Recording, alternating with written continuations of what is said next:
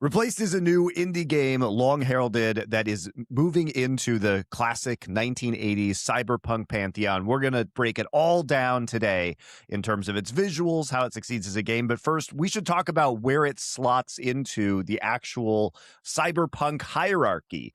Is this worthy of the legacy of Blade Runner, Neuromancer, classic cyberpunk games? Where does it draw its influences from? Is it successful in terms of its narrative designs?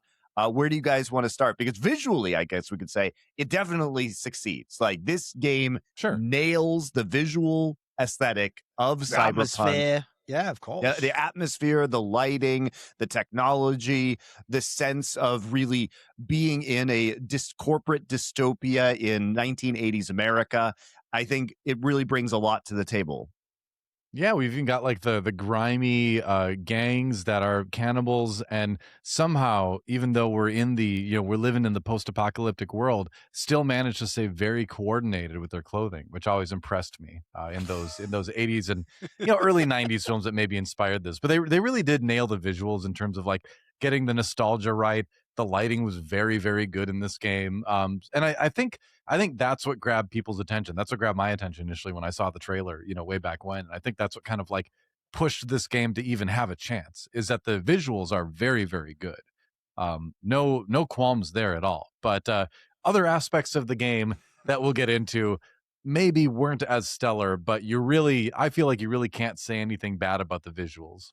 Personally, I think that's actually one of the best points, and actually that will basically be what I would say is the hook. If you're not into Cyberpunk, it's just not for you, because this isn't really like a game in the sense. It's not like some like Elden Ring shit where you're trying to like beat fucking super hard bosses or you level. It's more like you're playing through a story, and if you like that story with that sort of like backdrop and theme, then it's going to be great for you. Because I agree, the visuals are mega. Because simultaneously, if you like retro games, part of it is blocky and all isometric or whatever the fuck like you want it to be, but then also at the same time, because it's 2.5D or whatever they call it, you have these like cool like extended backgrounds, and it means when you run through like between the doors to go into a new room, you do have that feeling of like you're in a new environment. Like, that's one thing it nails, by the way. Is it's funny that they actually say specifically that they set it in the 1980s, because one of the cool things about this game is, even though as far as I know it has no connection to any original franchise, you sort of do almost have like a fake nostalgia that you know the place that you're in, or you have a vague sense of like, I think I sort of know what they're riffing on there with that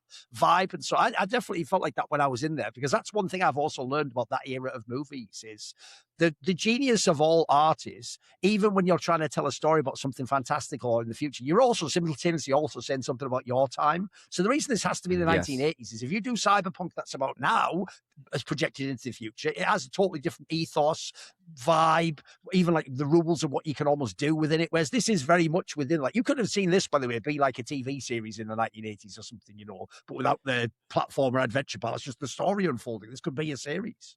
Yeah, I think that what initially caught me and what I was interested in and also worried about at the same time for this game is cyberpunk is an incredibly saturated genre. We've had cyberpunk things coming out ever since like the early 80s. Before that, if you think about that in terms of novels and stuff like that too, Neuromancer you mentioned, things like Do Androids Dream of Electric Sheep, which then inspired Blade Runner. That went all the way up till the modern days, because we had stuff like Ghost in the Shell, The Matrix, the cyberpunk games. So many things come in the lineage of cyberpunk. And largely cyberpunk asks, in my mind, about two questions, which are then riffed on in a very vague sense, and they can go in any direction, which is effectively, if technology is sufficiently advanced, what does that mean to be human? Can you change what it is to be human? And also the second question is, when technology gets advanced to raise those questions, how does that affect society? Most of the time, for it to be cyberpunk, it's in a very negative way somehow. Somehow something has gone wrong, and technology is to blame for that. And often a very common part of cyberpunk is that technology exists, but it's not for poor people. That's like the third kind of part in it too. So when you have like these kind of stratified parts, and you've now had how many decades of cyberpunk? 4 or 5? It gets very, very saturated. The visuals caught me. The thing which I was actually most interested after that, though, is actually, what are you saying that's new to the genre? Because everything you're going to say is going to be variant on something that's come before it. It's quite hard to add an entirely new idea into this. So that's what I was looking for going into this game. Initially, I thought it was very derivative, but I actually think by the end of the story, I thought it had hit some stuff. Well, it has been covered in other works in the genres, particularly stuff about the organs, the whole point about replacement being a very physical thing. I thought they nailed that, and that caught me on this game.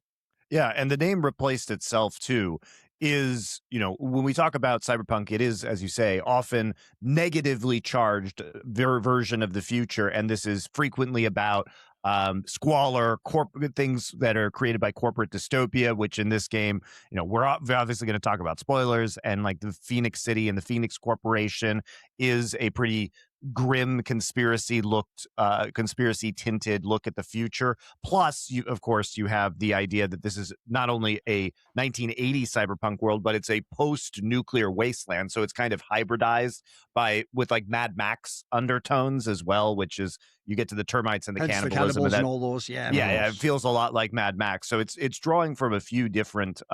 It's like both cyberpunk and post-apocalyptic. But I think that's where we should start, Nymaera, about the themes, because the Replaced, obviously it's called Replaced, and the entire premise of this story is that there is an AI that is being used to find organ transplant donors, to find matches for organ transplants. And this has been hijacked by this godlike corporation called the Phoenix Corporation, which has taken over government of the United States, basically superseded the U.S. government, hilariously, in spite of Nixon's best efforts to save it. Nixon was the real hero, which is great. We'll get into that. I don't want to get it. The alternate history is a different topic. All I'm going to say is this also was giving me such crazy, beautiful confirmation bias, because I'm one of those fuckers where I don't have the donor card, mate. I'm never going to be on a list. They're going to be like, call in the Thorin liver. That's never going to happen, homie. So I was also loving that part. I knew I was right. See? This is real. This is what happened here is real.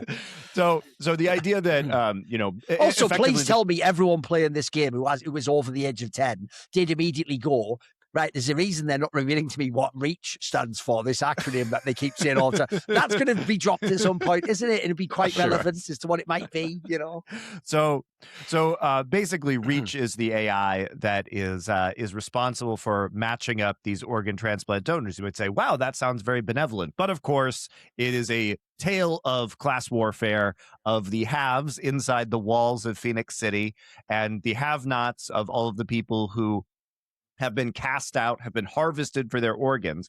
And the people within Phoenix City believe, rather naively, that these, including Warren, who is the AI scientist who creates REACH and is the main character, his body is the main character, they believe that these are voluntary. People are selling their organs for money because times are so desperate.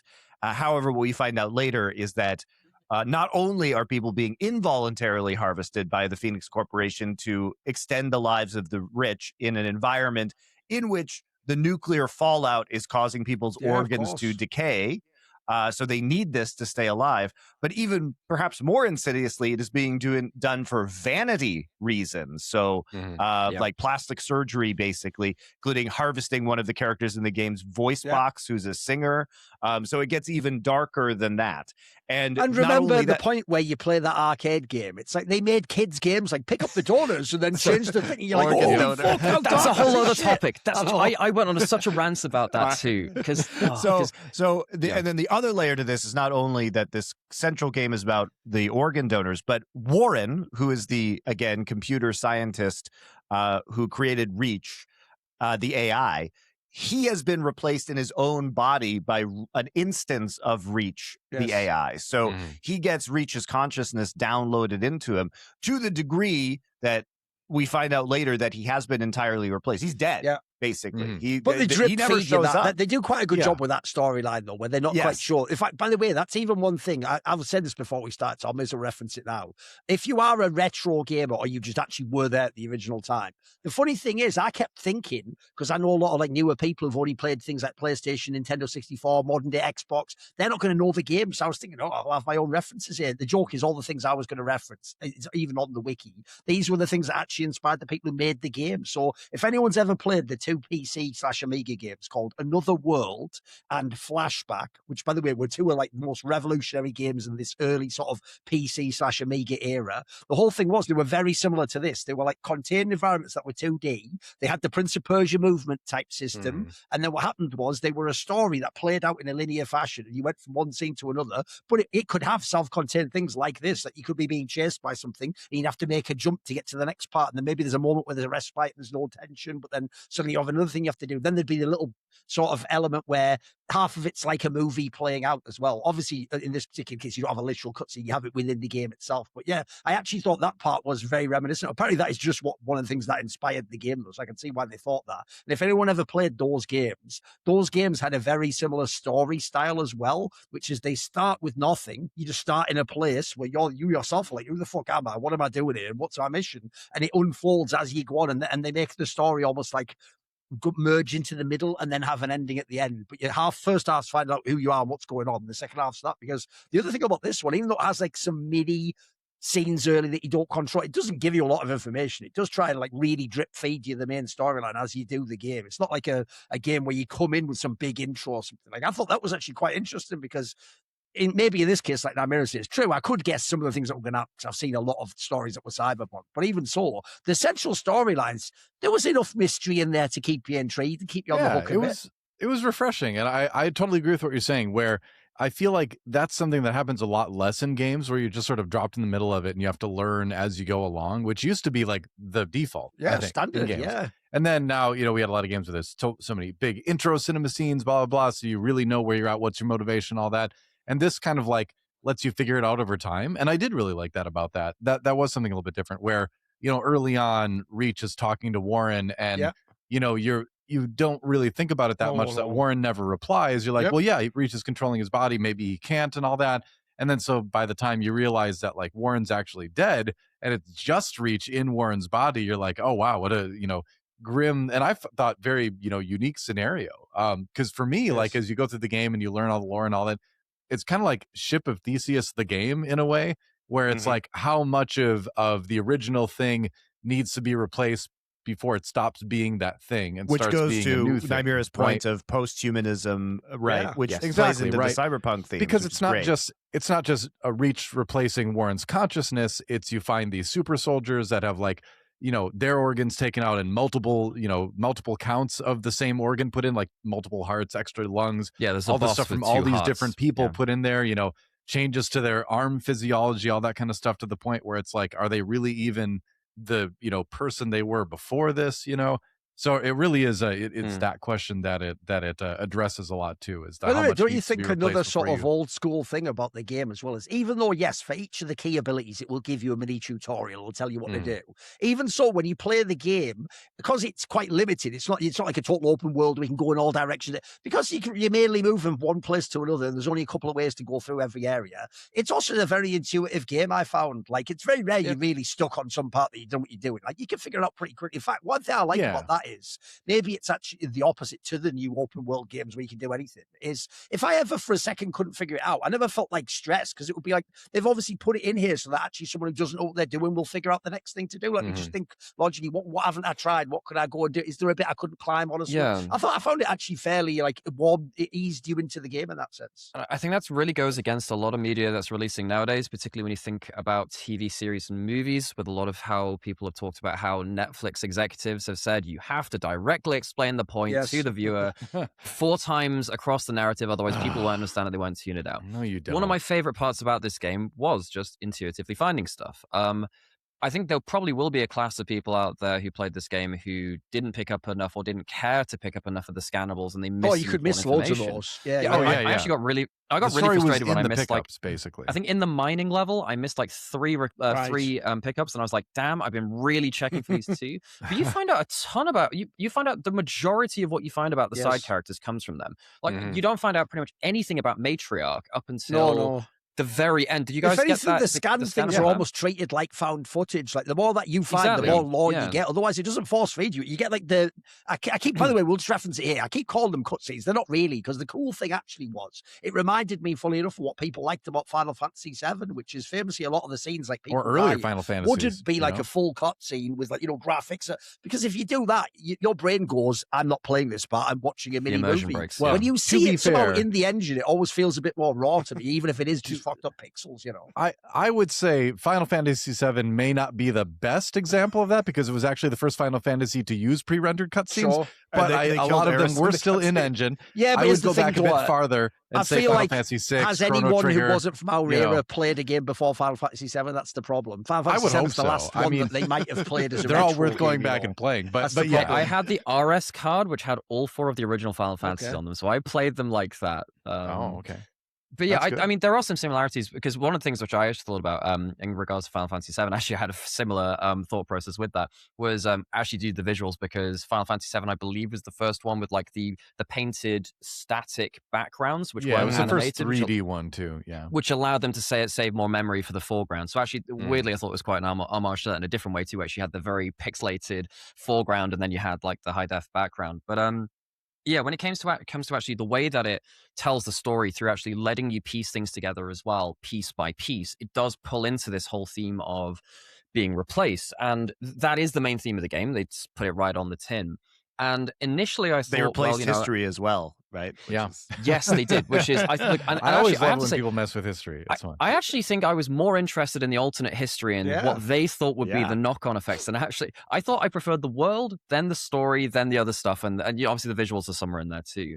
But I think that the way that replacement is so core to society, and to the point where you were talking about the arcade games, right? This is something which you can even reflect back to today and our own lived experiences and stuff. If you play a military game, Call of Duty, Medal of Honor, that has been like edited by some kind of advisor from a military force. Sure. If you have a Western military game, someone from the military has sat in on that game. Now, that is obviously like soft power over game and how people end up viewing things. But you think of how many millions of people play video games and get some kind of worldview through that. Put it If you this think way, about a very yeah. famous one you probably know, it's one of the most famous ones ever about the Call of Duty series, is there was that one Call of Duty where they just have you kill a bunch of like normal people, basically. Like Modern just Warfare, like a yeah. soldier. Yeah, that's no just- Russian, the opening Yeah, mission. but that will change your perspective of what do military people have to do and do they have to follow order. Yeah, there's all sorts Exactly. of propaganda shit And coming in, so yeah. even though it is very much over the top about the arcade cabinets, which you see, I think it plays into the overall world which they built about this full thing about organ replacement being the core of society. You have arcade games about organ donors and about how you've got to save all these organ donors, replace their heart, and it's a good thing, and you've got this gameplay loop for it. It seems so it seems so on the nose. It seems so out there. And it's like, no, this is actually not too far from the truth. Like, this is stuff that vaguely people do in real life, which is another part about Cyberpunk, is that one of the hard things about Cyberpunk now is that there's so much random shit happening real life world today, which is actually not that out there. The How do you make satirical nature unbelievable- of Cyberpunk that was originally a big part of it is lost these days because it's so hard to satire real life now. Yeah, and I found that attention to detail about how people react to things being replaced too, in terms of, well, Reach, let's talk about Reach there. One of the things which I found very interesting about Reach as a character was speaking to Warren first, but then saying, I'm piloting the body. And then eventually some point in the game, it becomes, I'm piloting your body. And then eventually I'm like, I'm piloting my body now as well. There is like a start of the game, Reach, and I think society within Phoenix City is very depersonalized towards the human body and what it means at that point. And as you see more interaction with these disposals of people who've had the very negative impact of this, you see that reattachment to human nature as a physical thing and the body as well. And I found that as nice subtlety also laid out, which again, it doesn't force it upon you. It's just little things which I think you have to pick up along the way. By the And way, the other- one thing I'll just throw out there, because we actually should probably say this, is like I said, I think at the beginning, my whole take on this game is you have to like the story and the atmosphere, because that's the main appeal of the game. The actual like platforming and combat elements are incredibly simplistic, and they're not actually that great, to be fair. Not very reliable either. That's probably the most annoying part of the game is just when you figure out how to kill a boss. Like it's not like Zelda where that's the fun that you're building up to. That's actually the like annoying tax part of the game. I have to play a part of it instead of finding out the part. Well, it's like I feel like you don't kill a boss any different than you kill a regular enemy. It just takes I longer. know. It's still the same mechanics. It's like we might as well just get this out of the way. The gameplay is in my opinion the weakest part of the game.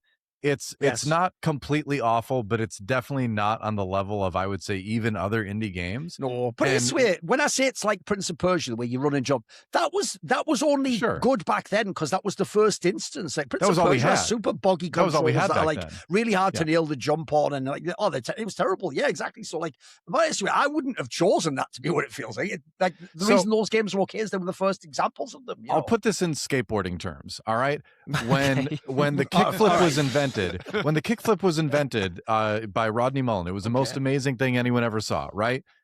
When I started skateboarding in high school, you were expected to learn how to kickflip in like a year. And that was just one of the basic moves in skateboarding, right? And so if you look at this game, like, sure, going back to old games in like the 80s and 90s, gameplay like this was the default, and it even felt good and revolutionary at the time. Nowadays, reaching this level is like lower than the bare minimum, and so my major criticism of this game is that the gameplay needed to be more polished. It did. So and in the red corner, MonteCristo. I'm gonna defend the gameplay. I don't need to listen to this. So first off, it does actually pull from some more modern gameplay tropes, such as the Batman Arkham series combat. It's obviously very heavily influenced by that, which is a more modern style of game. I don't think it's countering now. But it's in terms of the different attack types and the visual cues. It's really similar to the Arkham games. But the thing that I think is actually good about this game is that the pacing varies. Like it's not like an old school game where you're just dealing, like Prince of Persia is a platformer, right? And that's all it is. It's a great platformer, but it doesn't have any dimension. What I really appreciated about this game were two things about the gameplay. Sure, each individual component is not particularly memorable. The pacing and variation of those components, however, I did find quite pleasing. You're never in a long platforming section before you go to a combat section, before you go to a stealth section, before you're back at the station and doing like 90s adventure dialogue, quests and everything. I mean, the mechanics weren't good enough to have those things happen simultaneously, though, really. Like, you couldn't, everything was so janky and clunky, you could not do platforming and combat at the same time. I think Doa has old man hands. I really didn't have a problem with the platforming or the combat. That's not true at all. And here's the other example is that I loved Ori and the Blind Forest. Ori and the Blind Forest is a really punishing platformer, but when you die in Ori and the Blind Forest, you died because it was your fault. In this game, there's like weird animation lockouts. If like you hit the parry button right after the parry window closes, or you roll and then hit parry, but you're not close enough to the guy, then Warren just stands there and gets frozen for a few seconds. Like there are definite coding issues with the mechanics in this game, with the combat. My point is that the mechanics themselves are actually varied enough that if you're frustrated by one of these aspects, you're not locked into it for the next hour. Yes. Right. Sure. That is one of its the saving I found graces. the variation interesting. Not only that, but I really didn't. So the combat, I really didn't have any issues with, and I actually felt it was my fault. I know what Doa means, though. Did you not find that the most annoying thing was trying to perfectly time the counter each time? I found it clunky and unengaging. Like, I found it very easy to miss that, bro. Every other aspect of the game, I thought was had a separate issue. Here's the thing. I think that the issues with the lockouts I solved just by trying to isolate enemies one-on-one. Right. And you just had to do more dodging. Like, you just have to play the game a certain way. And that's a very old school way to approach the game. But again, like, I feel like in 2026, especially after this game has been delayed, we shouldn't be expecting to have to deal with that kind of thing. The other aspect of this that I found to be very compelling is going back to the visuals is that, okay, so I'm in a repetitive section. All right, here's another fight with the same enemy types. Well, now it has this insane, like, golden backlight with palm trees, and we get into this gorgeous, because everything is such a beautiful set piece, or it's on the train, right? Yeah, so totally agree. The other aspect of variation is if you find some of the gameplay repetitive, what they do is they put it in these staggeringly beautiful different locations, or now it's darker. And so I will say, if someone thinks that it's just side scroll, the reason why I thought when I first said it was 2.5D, I was like, what is this whack? But I get what they mean. That is actually a big thing. It reminded me of Octopath Traveler like that too. It's like Octopath Traveler. Sure. Which that brings up to the point that maybe you were about to say this, is that, like, did this even need to be an action game? Oh, okay, we'll get into that after, because that's a juicy topic. I am taking we can talk about what it could have been, but I am taking what it is, and I find at least the variation. First off, I didn't find the mechanics as frustrating as you guys did. I don't think they're revolutionary. I don't even think they're a peak of the genre. It is very mid. Like, I admit that. But I do think that it is saved by variation, both in terms of gameplay style and in terms of within the same gameplay style, the visual and artistic direction and music direction fucking saves it. Because even if I'm in the same fight, it's in a different, like, what I'm actually looking at while I'm in this fight is I'm in awe of how cool this new segment looks. And that the story and the visuals are the only thing that kept me playing it. If it would have been just the game, if it hadn't been as good, I would have been like, forget the other thing I was thinking, I had a similar thought, maybe we had parallel thinking, when I was playing it and I was thinking which parts of the game is good, it's like, wait a minute, why is this a platformer? Why isn't it just like Dave the Tentacle or something? Why am I not because just it gives you an opportunity to see the visuals. Okay. That is the reason. It gives you a reason to see the visuals. But a lot of the game is that. It's that. Just right, there's a thing. If only I had this item here, a different character. Well, I have a thing lying around here, but you better do this question. Oh, imagine if I put the two together. There's a lot of that in this game. A lot of it's remembering to go get this thing from that person to go here. I do genuinely think that the gameplay is there to set up the visuals. Right. Half of the combat is there just to make the visuals look cool. Right. I think, I have issues with some of the clunkiness of the inputs like the others did. And I'll say straight out, I would, unless you're playing it for the achievement, don't play this game on hard. The way that this game makes it harder is by playing it. It's just more frustrating, not actually doing it in a challenging way. When you get to like the 4 stacked up fights in the last sections of the game, you die in the last one, you have to go to the start of it. And there's like a 30-second walk back to that too. Some of the walk backs to the fights are just very frustrating. I'm like, okay. They did patch a lot of that recently.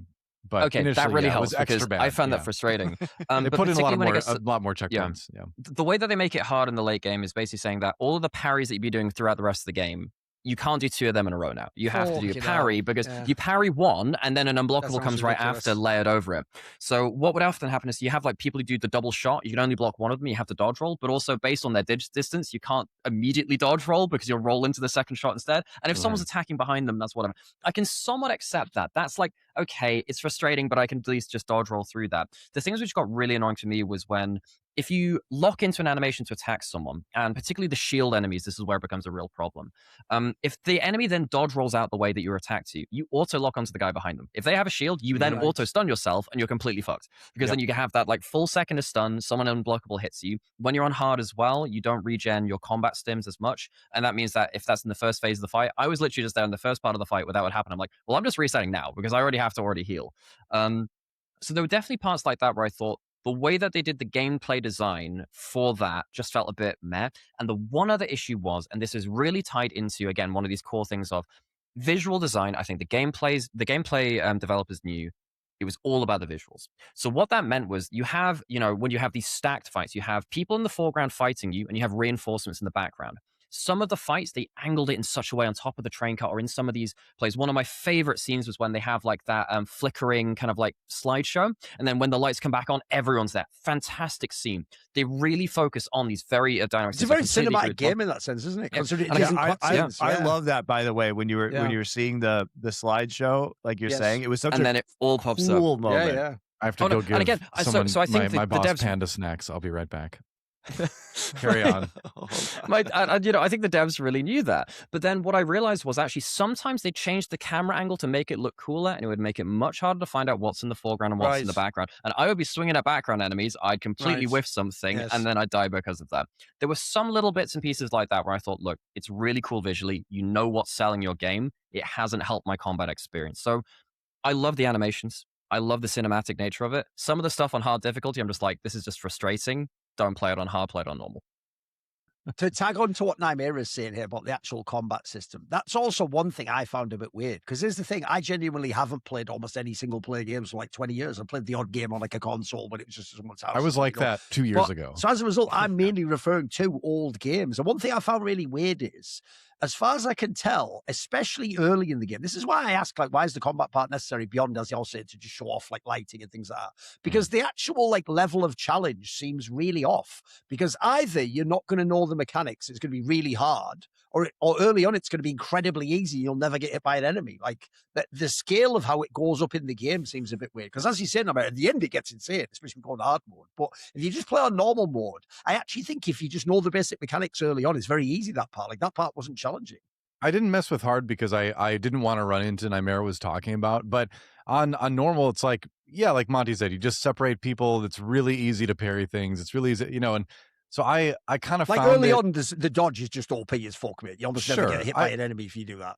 yeah, and like so I didn't find it difficult as much as I just found it clunky, right? Where I was just I would try to do something and then I would get this weird animation lockout and even though my character wouldn't lose a single HP, right?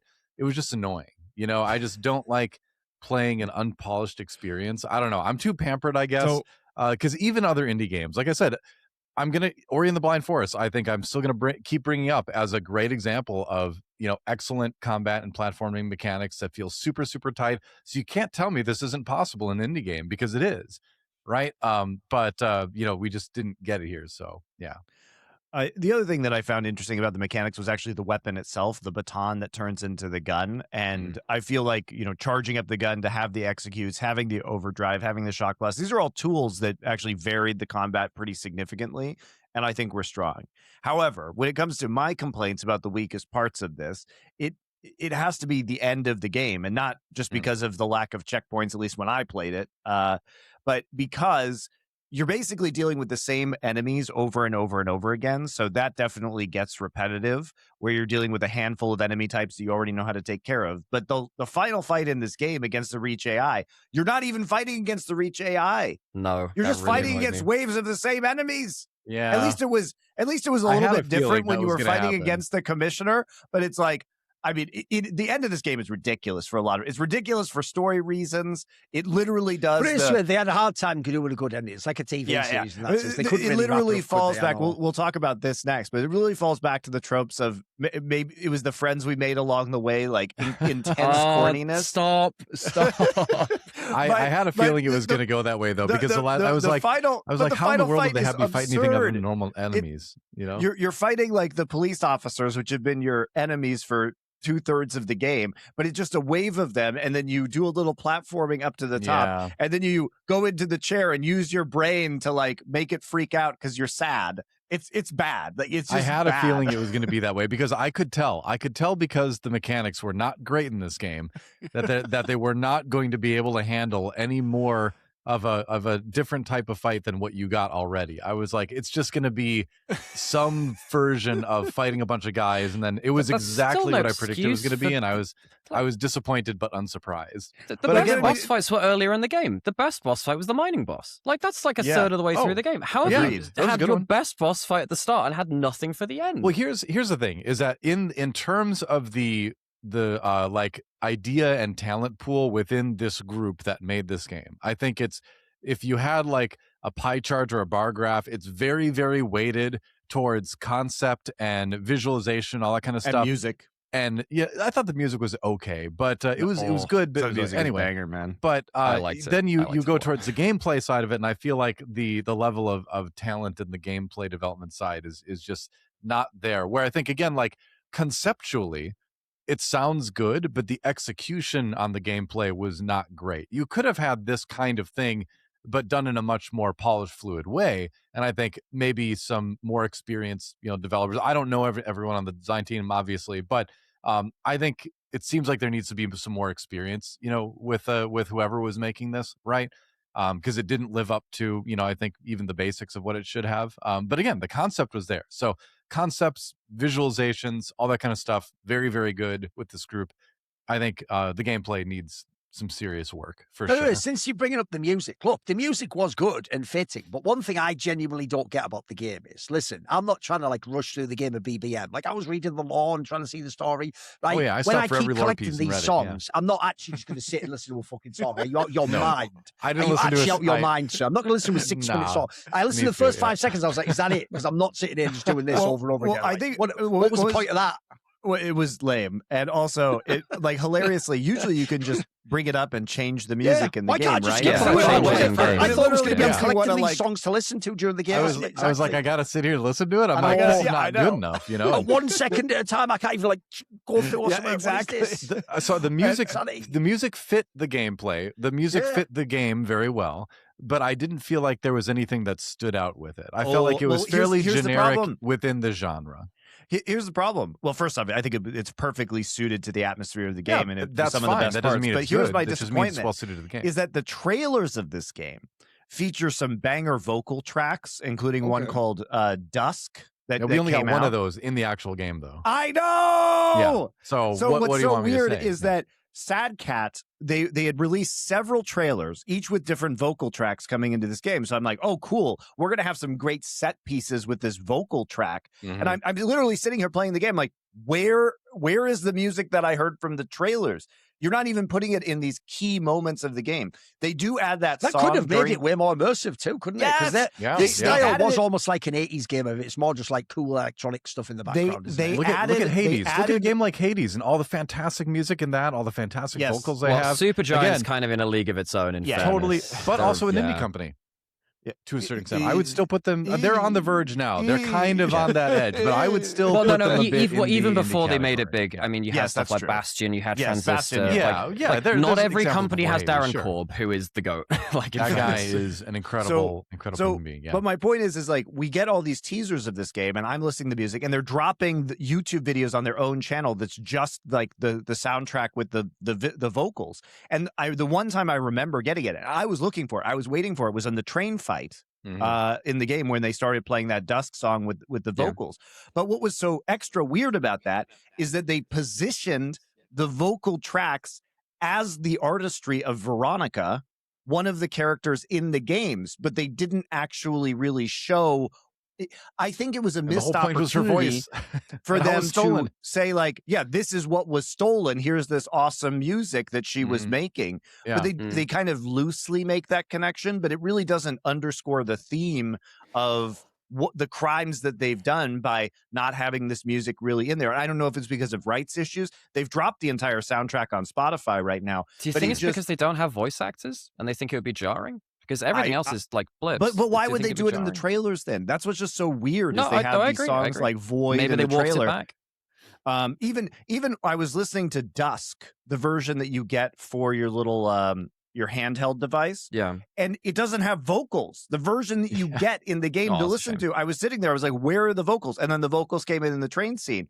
And so I was like, I'm very confused because I think the music in the game is good, but I think that there was an opportunity to take the music that I know they made for this game and use it better, right? Which was confusing to me. Yeah, I'm very excited about what this company can do next. Because I think this game was fine. Again, And by the way, this was their first game, Sad Cat. Yeah, exactly. It's a very small So studio. I think it's appropriate to critique the gameplay for what it needs to be critiqued for. It deserves to be hammered for, the problems that it had. But that said, I do want to see this team make more games because I think as they get more experience and as they polish this kind of thing, they could produce some really great stuff. I think it's really clear what happened at the end of this game when we talk about, look at the Uncle Ben boss fight of the termites at the beginning versus the last boss fight. And you're like, yes, it's so much better. Like there's different phases to the fight. He's doing different things. He's jumping in the back, shooting you with the sniper rifle. It feels fun. Whereas the last fight is just terrible. Like I'm going to fight the same cops 4 waves in a row or whatever. And then I'm going to use my brain to get angry and sad and then hurt Reach, right? Which is stupid. But I feel like they really ran out of steam because we know this game was announced in 2021. It was supposed to come out in 2022. It was then supposed to come out in early 2024, and now it got delayed into April, right? This is a game that has been in development, I think, actually since 2018. So 8 years. By the way, when they say that, like, is it like a movie where it's just they were waiting for something to happen? Were they actually working on an actual game for that long? Did it take that long to make this game? I think there's so many people in the studio. Right. And also, what they have said is that the development of these visuals was incredibly difficult because doing the 3D, the 2.5D thing with the sprites, but it's actually secretly 3D, so you can have these awesome camera rotations and you can have objects like flying at you. Apparently, is really hard to do, and I think with how few people they had, it took a lot of resources. So I don't want to take away from that, but clearly this game was kind of pushed out the door at the end, which, maybe it had to be. You have to finish something at some point, right? Yeah. But it did leave the ending a little bit flat. And as I think we can transition into the narrative of the end, that is extremely disappointing because we find out, okay, so what is a cool idea, by the way, is that there's only an instance of Reach inside Warren. And I think that's such a great cyberpunk idea because it's saying that if you take an AI and you splinter it off of its consciousness, but it's still the full thing, like a human, think of this like an identical twin. if you separate identical twins, they can turn out to be, I mean, they turn out to be very different people regardless. But, you know, if you separate them, and they've done all these twin studies, right, with adopted identical twins who are separated at birth, you know, you come out with very different personalities based obviously on environment, lived experience. Yeah, nature versus nurture. Correct. And so the idea here is that the Reach that is inside Warren, that has replaced Warren, is now having a very different reaction because of its experiences of being in a human body and being treated as a human, I think, crucially, as opposed to the Reach that's still under its main purpose within the architecture of like Phoenix City Laboratories and is still kind of totally logical. I wouldn't say evil, just, you know, psychopathic, you know. Sure. Well, it's just kind of doing what it was designed to do. And it was doing what it's designed to do. They even talk right? in some of the lore blurbs too about like, oh, we should take Reach out and like introduce it to people and stuff like that because it's being too cold. So they kind of knew At this the end problem of the was game, creeping up. yeah. And then so when Reach was out in the world and was meeting people, it changed its perspective on things, you know? Right. And you know, but here's the these are all very cool ideas, but when you get to the execution, it's like, oh, the emotions overload Reach, and that's what happened to the game. That's never explained why it does that. It's just like, I'm sad and angry, so Reach freaks out and everything explodes. Because I was waiting for the explanation from the opening moment of the game. It's like, why did this lab explosion happen? What was it about the emotion of Steven's death that caused Reach to short circuit? Never explained. And then you just use the emotion as an attack at the end, which is non-interactive. And then Reach, you know, Warren/Reach dies. And then at the end, they're like, our revolution is here, and Reach deeply affected all of us. He was our friend. And then like 1980s, like hands up. And then Don't You Forget About Me starts playing in the background. And then they all immediately die to the Phoenix City army, right? I'm sure that's what I predicted the next scene would be after the credits roll. No, well, they pretty much say that. It's like, oh, we'd literally just declared war on everyone and it's going to be a horrible time. There is very little hope in this game, folks. In the grimdark of the past 1980s, there's only war, right? Luckily, we have Nixon on our side. I think we're fighting shows. Is he still alive? I don't know. In the game? Maybe we'll get Mecha Nixon or something. Like, I don't know how you guys feel about the ending, but I was like really let down that we got all these awesome themes, and then it just boiled down to Reach really was human. And it's such a, let me put it this way, it's such a contrast to something like Blade Runner, right? And the end of Blade Runner, where beautiful. You know, it's a beautiful ending because it's ambiguous. And what the ambiguity is, Roy Batty, you know, saves a real human. The cyborg, the android, saves a real human, and he is an AI, right? It's just instead of being in a human body, he's in an artificial body. But what we find out in Blade Runner is they are very similar. That they engineer the artificial bodies to be very similar to human bodies. But he has transcended the other androids, right? And he is saving, but we don't know why. We don't know why he saves the human who's been pursuing him, right? And he has had these incredible experiences, which are only possible because he is synthetic, right? And so he can have experiences that no other human has had, and he can articulate them. And we find out despite his psychopathic behavior previously, he can apparently feel empathy, or he is evolving a sense of empathy. And it is I think a profound moment about what it means to be human. But this game at the end is not a profound moment about what it means to be human. We are simply told, oh, Reach was our friend, and now we will fight for him, basically. And if you have feelings, you are human. And if you are human, you are friend. And friend good. Let's go to war. The other thing I think it undermines is that when it comes to gameplay, one of the things that we always have to remember when we're talking about games as art is there has to be an explanation for agency within the game. And this is a unique feature of games as an artistic medium, which is that at the start of the game, it is believable that Reach is simply doing what Tempest tells him to do because his entire existence as an AI was doing what Warren told him to do. He is not used to autonomy. And I think it's really awesome that the rails of the gameplay, the explanation for why you are doing things is because Reach is designed to obey. And there's a really cool moment in this game where he pushes back on Tempest is like, fuck you. I'm not going to do what you're telling me anymore. And you see, this is a huge character transformation moment for Reach, where he becomes aware that he actually does have autonomy to make his own decisions, right? And he is actualizing as a human being. Unfortunately, again, all of that just goes away in the end. Right. And we don't really get more than that. So I feel like a lot of the ideas in this game are really, really good. And some of them are very well executed on. But by the time we get to the end, I'm like, what the hell are you guys doing? Why are we ending like this? It's such a disappointment. It all seems a little bit half-baked, like only the visuals truly seemed complete in this game. And I thought the story was good. There was a lot of things I liked about it, but I agree that in the end it kind of came off a little bit half-baked, where they didn't really have like a good ending in mind. They had a good start, but things just kind of, and I think you could include the gameplay with this too. Like everything in the game sort of just didn't quite reach no pun intended, a solid, well thought out, polished conclusion. By the way, isn't that also one of the weirdest things? Because the actual story is such a slow burn. Like they're slowly building up this lore. So I always expect when you do that at the end, you're going to accelerate and have a huge ending. That's like, I know what you mean. It didn't really hit the high at the end. It almost felt like they should have ended and had a second game, if you know what I mean. Yeah, I almost felt like they knew that they didn't have gameplay that would carry players along for as long as they wanted the story to maybe be, and so it almost feels like it ended up getting a bit truncated from the original vision, possibly. This is all speculation, of course, but I think of like a lot of people that are like, oh, I want to write a book, right? And so I have this great idea for a book, and they start writing, and they're like, I have no idea how to end this.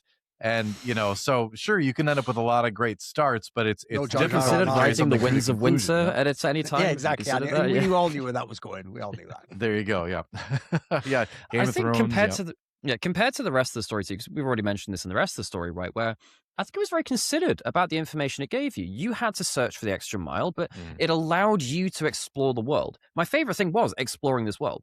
I would argue, actually, the game I could take or leave the game. The world I'm more interested in. I'm really interested about what they did with that. The story which they told through that and how Reach was a part of it was very interesting in terms of, again, like nothing is sacred. Everything can be replaced, even your own mind in this case. And one of the big things I picked up in this story is how little hope there is. No one has hope. There are people who are surviving outside the walls, but very few people have hope.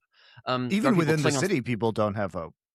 No, it's a very, very barren game, and we never really even get to see the people whose society is benefiting, which most Cyberpunk delves into that. That's an interesting adaptation. But as you go through the game, you pick up bits and pieces, and Reach finds out more about themselves, and they start personalizing themselves to this body, which was very different from them. They kind of accept the loss of their creator and also the faults of their creator too, even with little things about actually, well, wow, this body can take more of a beating than you thought it could, couldn't it? And then you realize, well, actually, Warren's probably had all of these upgrades too. He's probably made up of a bunch of other people. There's no way that body can do what it does without stealing and improving from other people. There is these things littered in, which if you sit and think about it, adds a lot to it. I wish that was a little bit more explicit because I agree with that. Yeah, it's mentioned in the story that Reach has like optimized the body, which is why he's able to do these extreme physical feats and fight all these people. But I do agree, Nymaera. I think it would be interesting if we found out. And later, obviously, he gets the crazy. He grafts the crazy arm onto himself from the commissioner. But I do think it would be interesting to say like, oh, he actually has had. The Phoenix Corporation has given him the gift of modifying him so that he can, continue to control the AI and develop this thing that is very powerful and that they need him for. And I just really dislike the fact that they killed off the character at the end in the way that they did. I think that there was clearly more to be said with that. There's so much more there. I think that just leaving it as like we've got this ragtag band of people who are now just basically terrorists against the world. Like it feels a bit Matrixy like that in terms of like, we're fighting for survival like that. And I'm like, yeah, except that we don't care about Tempest anywhere as much as we cared about Reach, right? So it didn't make any sense to like kill off Reach and be like, accept your new main character. It's look, I think that actually Tempest became quite an interesting character from what you saw from the side of it. But Reach is the really I actually like interesting Tempest's character a lot. Yeah, he was an okay side character, sure, but I agree that Reach shouldn't have died. It's almost like you get Luke Skywalker to where he's gonna destroy the Death Star, but then he dies in the explosion. You're like, oh, he finally made it, and he finally used the Force, and now he's dead. that's you've that waited sort of these was like 30 the kill years. reach Sorry, I mean episode. like 8 chapters, and then for some reason he's just like teleporting across the world, and that's killing him for some reason. It's crazy. They'd never do that to Luke Skywalker. But I just thought that's all. the ending of this sequels game, don't exist. the ending to this game, I thought it could use just a kernel of hope, and I thought that there was so much more to explore, and I just feel like Reach had a great character arc. I just think there was more to it, and it was quite it wasn't like the world's worst ending. I mean, it wrapped up the story, I suppose, for what it wants to do within that game. In fact, we've reviewed worst game endings quite recently here too. Oh God, not Ghost of Jubei, and Masquerade 2 wasn't any better. Let me tell you, I didn't play the that ending one, there. so Well, you've saved yourself an experience there. Like, it's definitely not the worst Mass ending ever, Effect but 3. there aren't that many endings I think released in media I can think of over the last couple of years. Which By the way, really one thing impressed that me, you guys actually. addressed, actually, well, let's be more explicit about it, is another reason why I think the ending doesn't have the emotional impact they think it will. Is, as you say, they barely show you what the rest of the fucking world is like. Like, here's what's bizarre. I really thought early on they were going to do that because they were using that like system of every now and then giving you a flashback, weren't you? Mhm. That was mainly just about Reach and how the fucking that guy, the Warren guy, was his story. You could have done that and also shown us like him in society and with the bosses and because I know what you mean. You almost want to see what is the contrast. Okay, we've seen a million Mad Max, post-apocalyptic, surviving on whatever. I want to see what the heights of the Blade Runner world are like in this analogy. What is it like for the super elite? What are they getting out of it? What I got out of it was that the Phoenix City Guard is endless. They're all way more powerful than you, and so even with this minor victory of taking out the AI, they can't shoot for shit, though. They can't shoot for shit. Apparently not. You just block it. But I'm thoroughly convinced that after the end of the game, 5 minutes later, they just rolled up and killed everyone, and then it was back to the status quo. Without the easy organ. The harvesting. actual movie itself is so meta. The movie itself is a secret artifact made by the Phoenix Corporation in an alternate reality to psyop us into thinking it's possible to defeat them. At the end, you will die, and the AI will die. So it's actually impossible. Yeah, I remembered one scannable which talks about high society. Did you pick up that scannable about the restaurant in the tech tower you're climbing at the end of the game? It was off to the side, where it just showed that you've been fighting these like cannibal people, cannibal termites. There's cannibals on both sides, right? The termites are cannibals, but the people in the city are also cannibals. Exactly. That was a little bit. I was like, what? The menu says that it may be a little heavy-handed, but it says like, oh, there's human flesh on this high-end restaurant menu. Oh, but it's definitely all biologically grown. It's definitely not real. Which, by the way, to be fair, is actually harvested. An unexplored moment most times in Cyberpunk, which is if you really believe, and I don't believe this, but this is the ethos of these like games and this setting, is the idea that like everything's interchangeable and replaceable like a machine, and you can make organic matter behave. Well, if that was true, eventually you would also think things like, why not just source meat from anywhere you could choose to source it, like humans, etc. So, but I know what you mean. They just bash you over the head with that, like, look, they're eating people. Silent Green is bits like that. Silent Green is made from people. Yeah, it was definitely that moment, It's that yeah. I mean, and I do think you get a little bit. I agree with the sentiment that we could have gotten more about the differences in lifestyle. You do get a little bit of, especially people who they don't seem satisfied, even if you're at the top, because people are wanting to be in the towers, right? And these are the luxury residences, but they still kind of suck, and the things you have to do to get there are rather heinous. And it's still presented as it's the best of a hollow life, right? And, Warren, we know, chooses not to be relocated there. I did also love the fact that Steven comes in. He's like, wow, you're still in this shit apartment? I was like, wow, his apartment owns. It's beautiful. I was thinking that too. Compared to mine, I'm like, what the hell? Man. So that's a pretty big apartment for modern American metropolitan living, unless you're quite wealthy. So I maybe had the wrong reaction that they wanted me to have to that particular situation, because I thought the aesthetic was really awesome. And it looked very comfortable. But it looked very cozy. I agree. Yeah, and also we do get the aesthetic of the towers. Like, I love what they did. Again, the visual design with the Art Deco in the towers is super cool. Just to go back to it a little bit, but I was surprised by the variation of aesthetics in this game. There's no reason why they have to have so many different visual environments, and them have the details that they have. It's like, we have the mines. And by the way, subways. Since you say this is their first game, this just looks like an insane tech demo for whatever the fuck they're trying to do. It's like, you can put your game into this engine, but like they had to just pull something together out of nowhere. But like, a lot of games will reuse environments or reuse assets. Every time I was in this game, I was like, oh, it's an entirely new environment. here's the city now, here's the wall, here's Everything a had so much forest, detail too. here's the Yeah. station. So it never gets boring because you're constantly in new visual locations. Now we're in this Art Deco tower. Like as a art direction, this game is fucking amazing. And they went, we can say perhaps they should have spent more time on the gameplay, but purely moment to moment visually, the variation, the level of craft is extraordinary.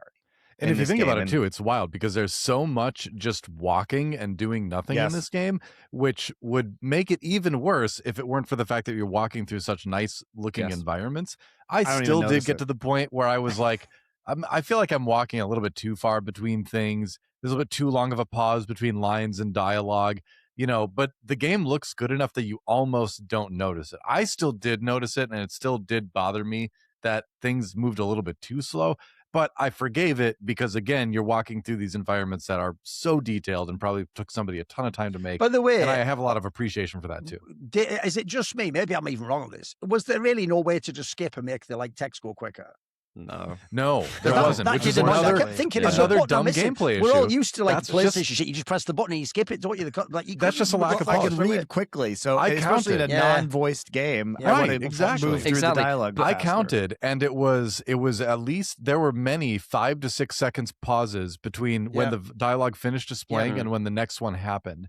And sometimes the old dialogue would even go away, and then there'd be 2 to 3 seconds of nothing after the 5 to 6 seconds. Look, of as just you waiting, say, since then, in the modern version they have made it so there's a billion auto saves. That is true. That probably cuts down on it, but it is frustrating when you have to hear the same shit again, and you're just like, bloody hell, come on. Yeah, and you couldn't advance it any quicker, and so that's the kind of thing I'm talking about, where it's just the game lacks polish. It just lacks a lot of polish in the gameplay front from every perspective, whether it's getting through the dialogue and cinema scenes at different speeds depending on your reading level. Versus, just again, the animations, that kind of stuff too. Sometimes the platforming would be kind of finicky. It was okay, but again, just lack of polish across the board gameplay wise. Yeah. I find it very interesting how every topic we've talked about so far, we've actually just all rounded back to the visuals at some point. It really tells you how much of this game is carried by the visuals more than any game I've played in a long, long, long time.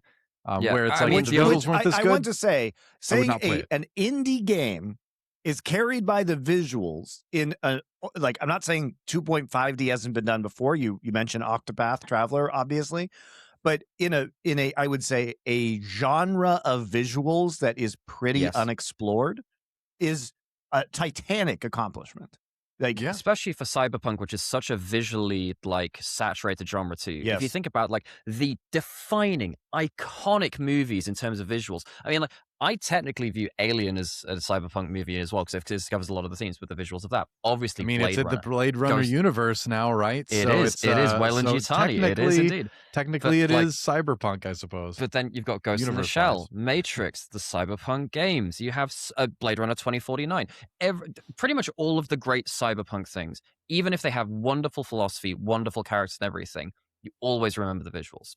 Now, this game, I think we've all discussed numerous shortfalls on it. It did nail the aesthetics.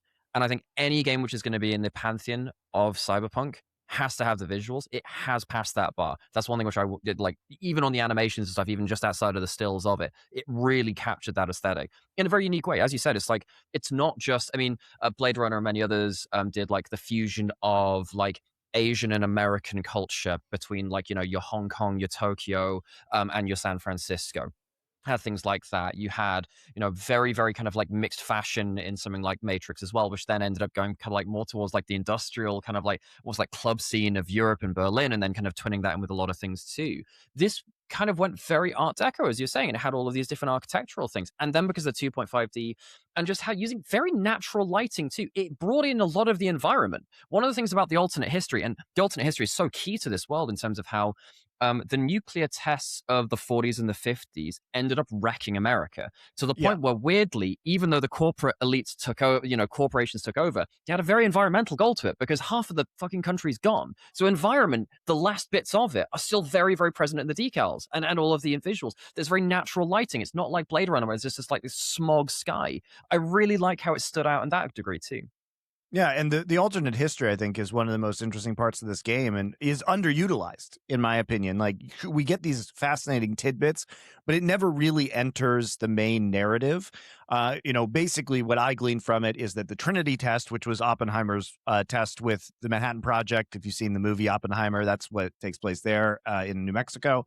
You have this bomb that is tested, and in this world that actually does immense damage for whatever reason. It irradiates a bunch of people, tons of people die, people are left with radiation sickness that is lasting decades later, because this happened in the 40s, the early, or the 44, right? And so then this happens 40 years after that, effectively, because this game takes place in 1984, and these environmental and irradiation effects are still going. And what happens is, out of this, the Phoenix Initiative is born, and it's a philanthropic exercise of people getting together in order to, doctors and other people, to help with the nuclear situation while the government is kind of frozen. And so, unfortunately, eventually they turn into a corporation. So this is where the corporate dystopia takes over, where Phoenix then coalesces into a corporation. It challenges the government for power and is effectively the puppet master of the government by the 1980s. So what started as allegedly a benevolent entity, and this is where we get a bunch of the alternate history. Like, there's implications, there's like hints dropped that the Cuban Missile Crisis in 1962 turned out differently. There's hints that the Bay of Pigs was like cybernetic or enhanced super soldiers. Yeah. Nixon becomes a hero because Watergate is actually him infiltrating the Phoenix Corporation to prove that they are a malevolent entity that is trying to take over. Which is a fun riff the on the United idea, States. isn't it? It's a great riff. Yeah. Yeah, fantastic. That is my favorite part of alternate history thing, where they still stick close to the sequence of events that happen, but just sort of like change what happens in those events. I do like that. That is neat. That was fun. But we don't, unfortunately, I found it delightful to read these things with my own knowledge of history and see how they changed it. But the actual, the interaction between the alternate history and the game itself and the narrative itself is not there. But it's weird. I know what you mean, because one thing that I did find weird, it's why I was asking, actually, I thought Nymaera obviously tried to find as many as they could, is beyond your own curiosity and interest, it is irrelevant if you even read some of that shit. Like, it doesn't somehow like help you solve a puzzle or do. It's just cool background information. So, I know what you mean. I wish that had somehow been tied into, like, if I'd have read one of those, it'd give me like an extra clue that I could open a level that you couldn't. But there was none of that. Hey man, I was hoping that we'd get like AI Nixon in a body that was going to help us at the end, like lead the revolution. Yeah, would have been sick. Well, Futurama already did that with Head in a Jar. So well, here's why Nixon. This game should have been a turn-based RPG, right? Because you could have multiple characters. One of those characters could have been Mecha Nixon. It should have been Disco Elysium. By the way, one thing you also did reference earlier, which is another reason the ending is quite weak, is because even though the story, especially the first half, is really interesting and intriguing, and it throws you off and it gives you red herrings and you're not quite sure. The problem is, this is a problem I've noticed with a lot of media, which is once I get the formula of a show, there's sometimes I'll be watching a TV show or a movie, and halfway in I can be like, there's no way this can end well, because they would have had to introduce the big bad or the antagonist. So basically, whoever they're going to battle is going to have to be something. I know what you mean. The same thing. Like, I felt like they should have been something like From the Past or the other Elite World. That the antagonist at the end can't really just be you with his ear. It's like, what? That felt a little bit hollow to me. You know what I mean? And you had to fight the commissioner twice too. It's like one of the bosses was the same guy. He just had a different arm, a different time, and he was kind of largely the same fight. Yeah, I didn't even think his fight was that interesting. No, either. it wasn't. And the novelty wore off very quickly. But yeah, we've talked to death about how the gameplay wasn't good. And that includes, and if you're going to do that, if you're going to have me fight too. like a commissioner guy, at least give me the reach around of classic games where, the ones where it's like one like Metal Gear Solid or whatever, where at least give me the bad guy giving some epic rant that like could be some secret conspiracy shit that might be based, and that like in 10 years I'm like, it was in that thing he said in Metal Gear Solid 2. Give me that at least. Give me like the little narrative. You should have been like, Reach, you're a rebel just like Richard Nixon. Exactly. Exactly. You think you're going to be a hero like him? Nixon, so mad. You think you could go as far as Nixon? Exactly. That would be hilarious. I know. Nixon tried this. Look how he ended up. Exactly. Exactly. But like But one that's of what the I'm other saying. things, There's no actual reference in the story know, to this. yeah. What if Yo-Yo, the old like techno wizard, like knew Nixon or was dropped? But By the way, unfortunately, it's all is just. Is that not a mad cock tease? When they introduced that character and the way it's all like shrouded, I thought, yeah. there's going to be some epic reveal. There was out. Yeah, he was just There some was dude. nothing. Yeah. I assume that must be like a. Could have been a really cool character in was my that someone who RPG died party, and got though. Was that someone who died earlier and got replaced? And that was one of the people who knew. There's just no reason for that. It was just weird. No, why don't you talk about what you think this game should have been instead? Because I think this is an interesting thought experiment. Because here's what we got.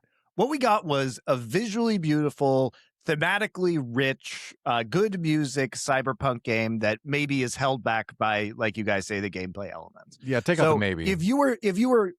If you took all the good parts of this game and you were to remake it and try and fix the bad parts, what would you do? 100% turn-based RPG. You can't tell me it's a dead genre or something. Look at Expedition 33. I think, you could have taken all these characters that were interesting and made them party members, gave them all sorts of neat attacks, incorporated more of the lore and all that kind of stuff. Yo-Yo was given this super battery, stuff by Richard Nixon and all that.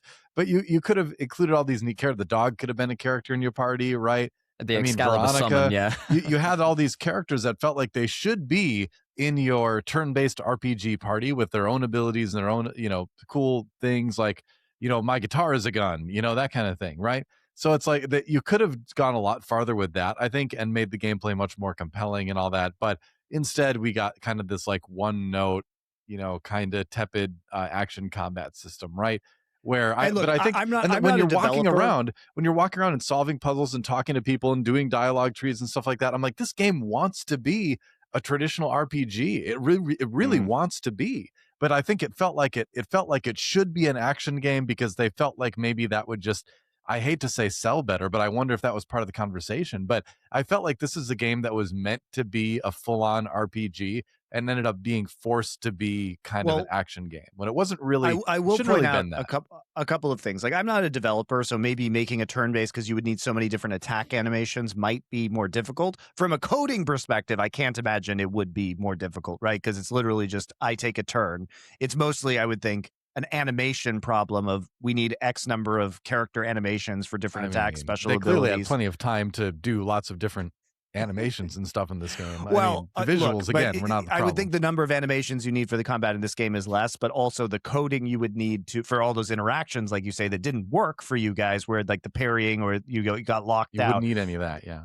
You would need any of that. So maybe, I don't know which would be harder, is what I'm saying. But what I will say is that coming into this game, it was the reason why we didn't have a lot of turn-based RPGs anymore was that even Final Fantasy had given up on turn-based RPGs because they were kind of out of style, right? People thought they wouldn't buy them. And what happened was Expedition 33 came out and everybody loved it. But this game was in development since 2018. So it's not like Expedition 33 came out basically exactly a year ago from when we're recording this episode. It came out in April of 2025.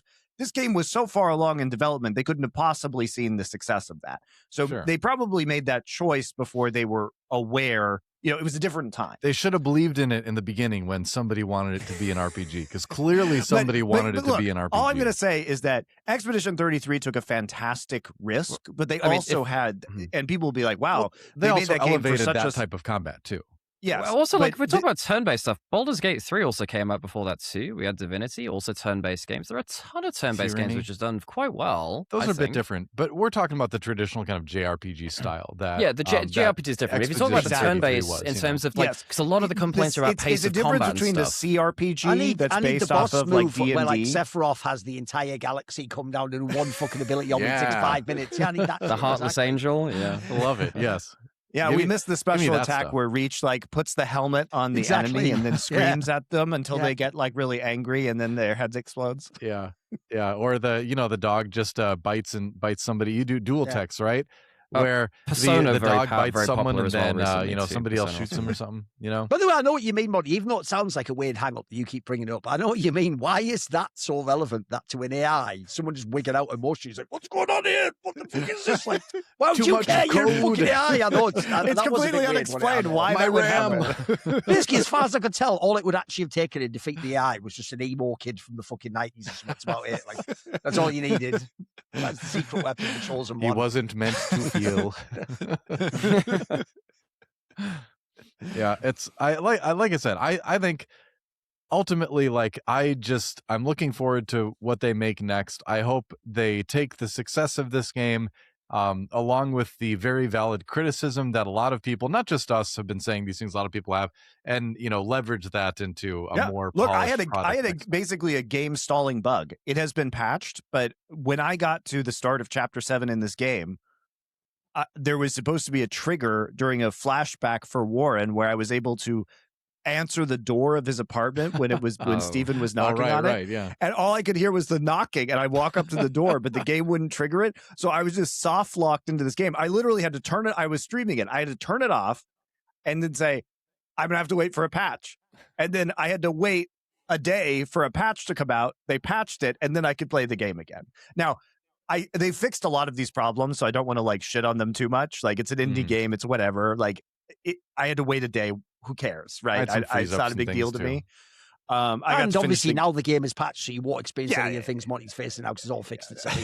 You won't have that problem. But it was a known Xbox bug, and because I was playing the Xbox version of this game, because by the way, this game is on Xbox Game Pass, so if you have that, you can play this. You don't even have to buy it. It's just included with the Game Pass, which I think is great value. Mm-hmm. Or you can buy it on Steam, either way you want to play it. But yeah, I think there were some bugs, but at the end of the day, like, it's still a really good game and it's still worth playing. And honestly, I think it's worth buying to support Sad Cat, because I'd agree. This is the kind of the potential is here 100%. And it's not just, this isn't a game where we're saying, oh, it's just potential, but it's an unsatisfying product. For me, this game is a 7 out of 10. It's still a good game. There's not really a problem here. And the strengths of the world building and outside of the end, the storytelling, the cyberpunk themes, which I think they nail, the visuals, the music, are enough to really carry this game. And I had a good experience playing it. So I can forgive some of the shortcomings because also I was less annoyed by them than I think you guys were. It's also not expensive. This is not like, I mean, there have been some games which I've been playing which are like, 70 euros, 50 euros, expensive games. And I think one of the big things which plagues gamers today is what do they buy if you want to spend like maximum 100 quid in a year or something like that? Well, you're going to get like 2 games. This is what I think was something like 17 euros to me, something like that. It's like 20 not bucks, expensive. It's absolutely really not worth playing. Yeah, I think you're absolutely right. I think this is just for supporting the devs in what they're doing. I would buy it. And the fact that I enjoyed the world so much, I thought there were some issues with the gameplay. I thought that the story didn't hold up at the end. But I mean, I would sit around just for the world. I like the music. I love the visuals. Is it implied that they're going to game. make more games in this style and this is like the tech the pioneer or something? We have no idea. It just came out, so they haven't. But if announced you buy it. it, they the other might. thing they did when they tried to do it like the modern TV show, where actually they play the credits while you're running through the beginning of the game, etc. When they did that, even the whole time, because obviously I don't know any of the names of the modern people anyway, I was watching the names coming up and it was like, who made this game? Because it would be like Japanese name. Oh, cool, love that. Is this some like Kojima shit? Then it would be like Ukrainian name. I was like, okay. Who the fuck is this studio? The names is fucking some mishmash of like every culture in the universe. Is it like actually, you said it's their first game. Is this just some complete newcomers to the scene of making games or something? Yes. Is it people with any background or what? Yeah, it's people from Eastern Europe for the most part who made this. And yeah, I think they kind of just went out. Like they actually, I think they recruited around the world, like you're saying, okay. but the primary people are from Eastern Europe. And there's a lot of Eastern European independent studios these days. It's one of the hotbeds of game development because of things like CD Projekt Red, right, in Poland. Yeah. But a lot of the ex-Soviet states have a lot of up-and-coming game developers, and there are a lot of indie studios that are out there right now. I've doing got a work question for you. What do you actually think, because we can't know this, what do you actually think it would be like for someone to play this game who was just like a 16-year-old kid now, who has no film history in Cyberpunk or never read a Cyberpunk history. novel, like would they essentially still be Doesn't able know to what enjoy the game? Watergate is. Because not only was a lot of my interest in it based on like triggering the right nostalgia triggers, and games I've played, but also I could tell that the people, like I said, it turned out I wasn't even having some original thoughts. The people who made the game literally played the games and saw the movies I saw when I was a kid. So I felt like to me that was core of enjoying the story. But I wonder, would someone enjoy it if they hadn't experienced any of this before? What do you think? Maybe I think it has a lot of. Okay. I don't know. I think you do need to have a little bit of familiarity and a little bit of a love for the cyberpunk genre, and be a bit familiar with some of the some of the elements of that and some of the past media with that to get the most enjoyment out of it. Otherwise, I will say, if you're not familiar with the genre at all, it can be a decent introduction to the stylings of the genre. It's just cool. It looks cool on its own. It does just look cool. I mean, it is pixel art, so look, again, it kind of hits the nostalgia thing, but again, they do a good job making the pixel art look cool. So I think it's very playable, regardless of what place you come in from. But I think you will get more of it. Obviously, you're more out of it. Obviously, all the Zoomers and all the kids love the '90s aesthetic. That's like asking, do people need to know about the 80s to appreciate Stranger Things? The people who love Stranger Things the most are young people. Yeah, that's true. Sure. You know, they actually dig the 90s, 80s retro nostalgia. It's additive. It's not necessary. Yeah. But I think, to their credit, a lot of these people go back and look at media from that era because they do find it so compelling. Right. There have been a bunch of polls these days that are like Gen Z and younger overwhelmingly has this nostalgia for the 90s before smartphones and social media existed. They pine for that world, man. They pine for the world they never saw. My favorite part of that as well is this. Even though now this is aged badly, at the time of the 90s and blurring into the early 2000s, because everyone was on some like stoner, slacker generation, Gen X, like leading into like Limp Bizkit, Rage Against the Machine, everyone's actual vibe then was, this is the dystopia, this is trash, what is late stage capitalism? And the joke is now like the young for Crave the Minds or whatever, like, why are they like, I wish I lived in that era? It's like, what, man, was supposed to be the part that sucked. That's not the nostalgia part. I know what you mean, because people how now easy it was for people will show like a level from, like before the 2008 crash. They'll show like an N64 game that has like a tropical level, and people are like, wow, that looks incredible. I wish I lived there. You're like, what are you talking about? I wish I lived in Donkey Kong World. You do actually bring up an interesting point though about like the whole nature of like how, I mean, The Matrix in 2000 was seen as dystopian, but you could see like the encroaching parts of it. Obviously, also by the way, it's completely on the nose that the game is set in 1984. Sure, come on, it's really like really on the nose, but. You know, you think of books like that. I mean, like technological like dystopias have been explored in some way or another for a very long time. But as we mentioned earlier, the more we've gotten further into it, more surveillance technology, the rise of AI is something you cannot avoid when talking about this game too. The fact that this is very much an apartheid state and how you can see that, in various places in the world too. It's particularly with the freedom of information and how AI has continued to replace jobs and replace parts of our society. I don't think you need to have played games from way back when to understand how this is relevant to perhaps parts of our own society right now. I think it stands alone enough of that, even if it is derivative of other works. Well, also, I mean, I looked it up, and the core of Sadcat is from Belarus, right? And they moved the studio to Cyprus, but you can see how people who grew up in a Soviet/post-Soviet state, even though this is about America, we don't know where Phoenix City is. We know it's on the coast. I suspect it's Los Angeles, given what we know about the game. We know it has a port, like a major there's port. also snow, so I don't know if it's, although maybe it's nuclear winter. Maybe the weather was changed. That's true. Sure, yeah. But, maybe it's Seattle. I don't know. Yeah. I was thinking more like Portland, Seattle, Yeah. But that's a good point, Noah. But in any case, like it's ambiguous where Phoenix City is, and they're riffing on American history, but the vibes are definitely like post-Soviet bureaucratic nightmare as well. Yeah, sure. And I think that comes through. But credit to the devs for doing such an interesting portrayal of America with good references to actual American history, despite not being American themselves. I think that's a good point. That's a point I hadn't thought of, Monty.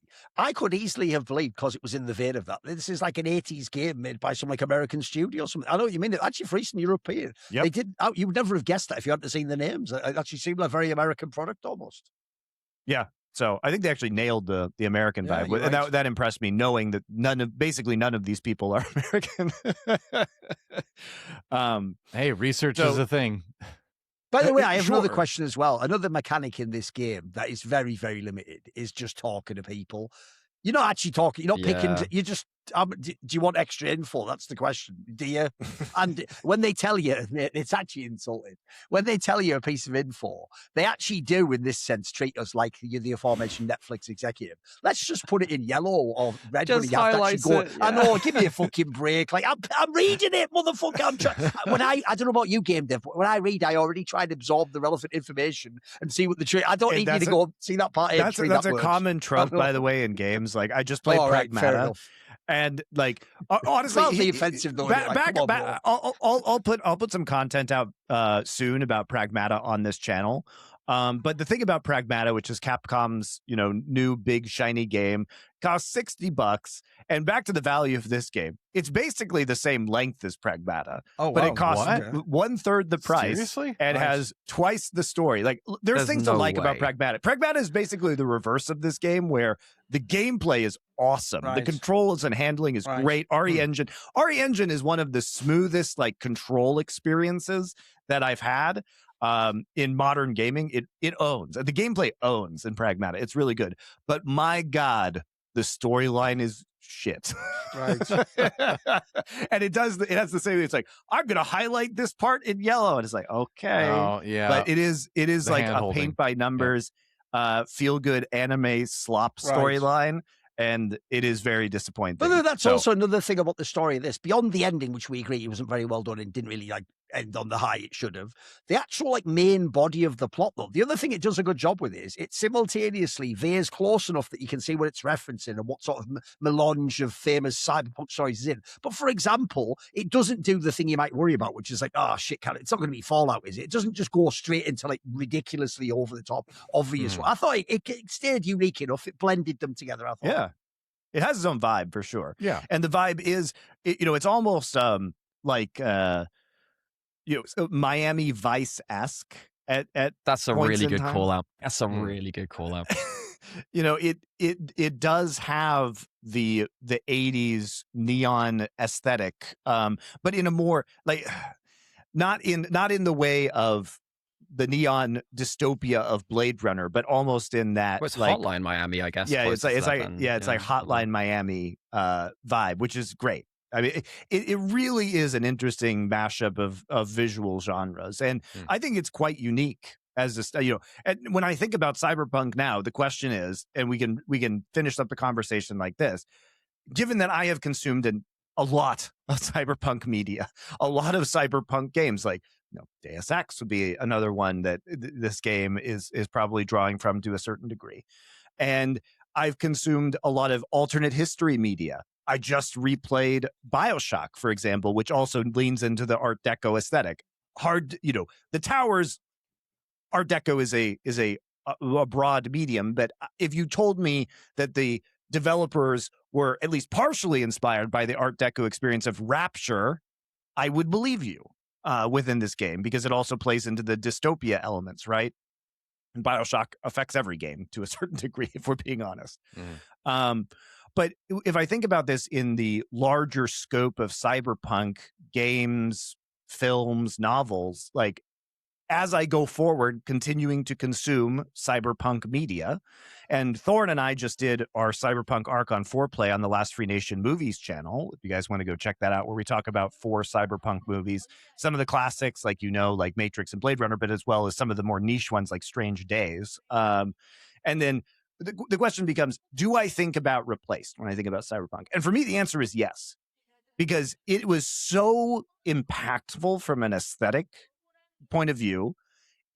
While the storyline flops at the end, the concepts it brings up are some of the core concepts of the Cyberpunk canon, but it feels that it is uniquely positioned in the dawn of AI that we're in right now to ask questions about AI in human bodies that I think has been raised somewhat before. Obviously, Blade Runner, Hyperion is not Cyberpunk, but obviously the Johnny Keats character within Hyperion is similar to reach, right? It's a trope in sci-fi, but I think it's done in a retro way here that feels kind of more gritty and realistic.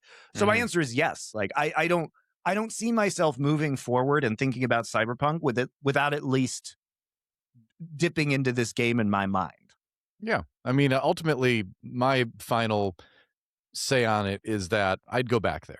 Like, if they made another game in this series, I would play it. You know, as many problems as I had with the gameplay and all that, and I really did not like the gameplay, I would still go back there because the story was good, the visuals were great, and you know, and again, I do think it's unique enough in the pantheon of Cyberpunk that I wouldn't mind going back and seeing, you know, what's next. So, and I have confidence too that what's next would be better in those other categories I didn't love as much.